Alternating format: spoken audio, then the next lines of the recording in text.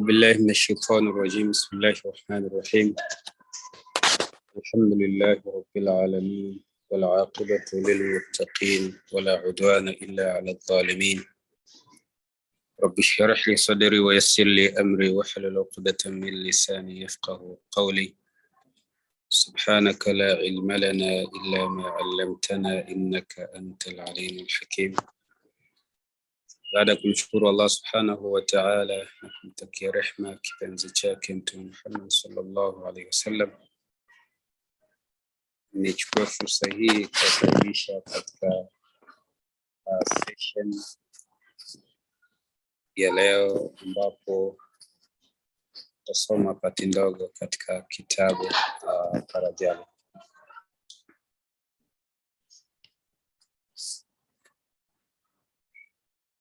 Kutoka kwenye kitabu hiki we can see reliance is the start of a journey, surrender is its end, and commitment is its result. Therefore, commitment has a wider meaning and it relates to those who have almost completed the journey rather than to beginners.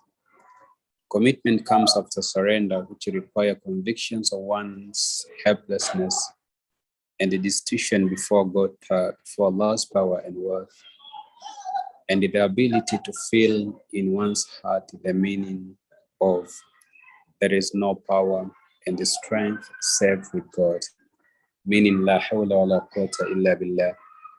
It also requires the utmost dependence on and the expectation of help from the heavenly treasure of there is no power and the strength save with God. In other words, commitment means that a traveler on the path of God is warned by his or her conscience, aware of the point of reliance and the point of seeking help in his or her heart, and in complete awareness of his or her helplessness and the destitution turns to the unique source of power. And we say, hold me by the hand, hold me, for I cannot do without you.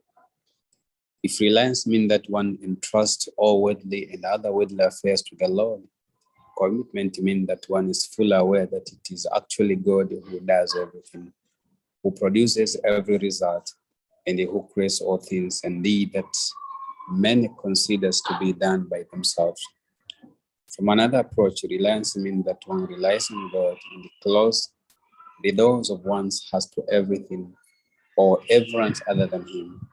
It can be regarded as the outer fulfillment of all duties of worship and the inner attachment to God, the Lord who is the sole sustainer and administrator of all that exists. This is what Shihab expressed in the following couplet. Rely on the All-Merciful in all your affairs. One who relies on Him is never at loss. Confide in God and be patient with His treatment of you, for you can obtain only as His favors what you expect from Him. I think Umar, the second Caliph, may God be pleased with him, drew attention to the same point in a letter he wrote to Abu Musa al-Ashari. If you are able to submit to whatever or whoever God decrees for you, by not objecting to whatever befalls you, this is wholly good. If you are unable to do so, then endure it with patience.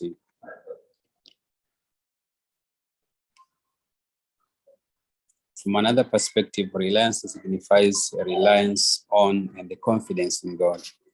Surrender is the state of those who have been awakened to spiritual life. Commitment, meaning that travelers are not detained by considerations of means and causes, is a station special to those of high spiritual achievement.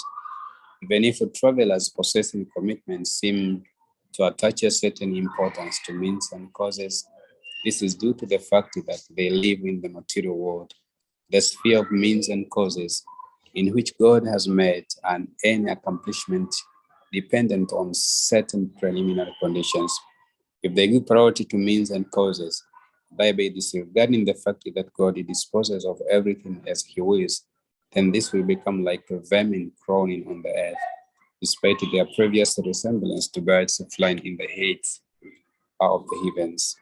It is related to books on the lives of saints that one who was trying to advance toward God, but became caught in the over-consideration of means and causes, heard these words, Give up taking precautions, for involvement in precautions causes operation.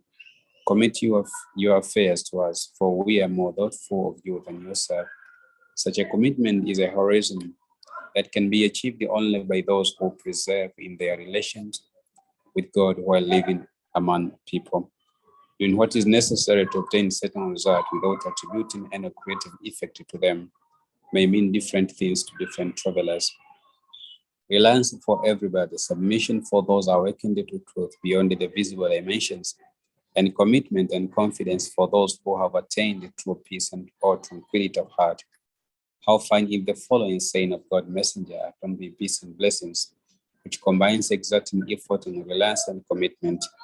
If you are able to rely on God as true reliance on Him requires, would He provide for you as provide for faith that leave the needs hungry in the morning and return fully in the evening? This prophetic tradition contains different truths for people of different social rank. What it means for the typical individual is what Rumi says. Even if reliance on God is a guide, fulfilling preliminaries is a practice of the prophet. He told the Bedouin loudly in response to his question, first fasten your camel and then rely on God. This meaning is what is pointed out in on God, let the reliant rely.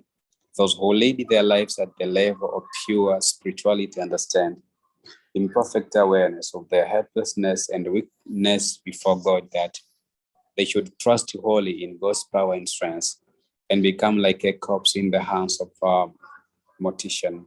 In God put your trust if you are true believers. As for those who fly around in the summit of self-annihilation in God and subsistence with God, they say like Prophet Abraham, upon be peace and blessings, even while being thrown into fire, Allah is sufficient for me, Hasbunallahu wa ni'mal wakil, and commit their affairs wholly to Him. It is enough for them that Allah Almighty knows their conditions.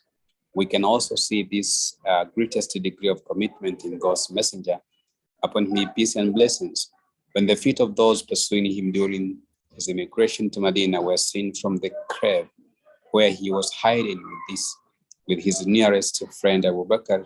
May God be pleased with him.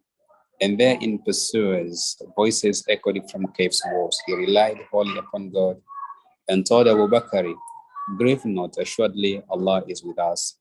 La tahzan inna Allah ma'ana. This is also alluded to in the verse. Whoever puts his trust in God, He is sufficient for him for all his needs. Commitment and confidence are the highest degree of reliance in God. Those who have attained this degree have entirely submitted their reasons, logic, and belief, as well as their outer and inner feelings to God's commandment. As a result, they have become polished mirrors in which His names, attributes, and acts are reflected. Signs of these degrees are understanding that taking precautions is included in God's preordainment, and thereby finding peace, seeing their willpower as a dim shadow of the divine will, and turning to that divine will and being pleased with God's treatment, whether it be favorable or not, and agreeing with whatever happens to them. The author of Minhaj described this degree of commitment as follows. I committed all my affairs to the dear one, whether he keeps me alive or makes me die. The following ways of Endurun Vasif are also most appropriate. Whatever would stand will certainly happen. So commit your affairs to God, neither be grieved nor suffer pains.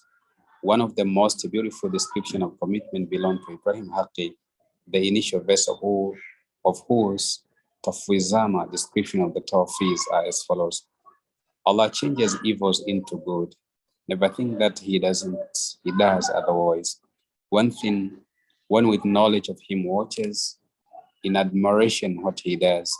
Let us see what our Master does. He does well whatever He does. Put your trust in God, the ultimate truth, and commit to Him your affairs, so that you may find peace. Be patient and agree with whatever He does. Let us see what our Master does. He does well whatever He does.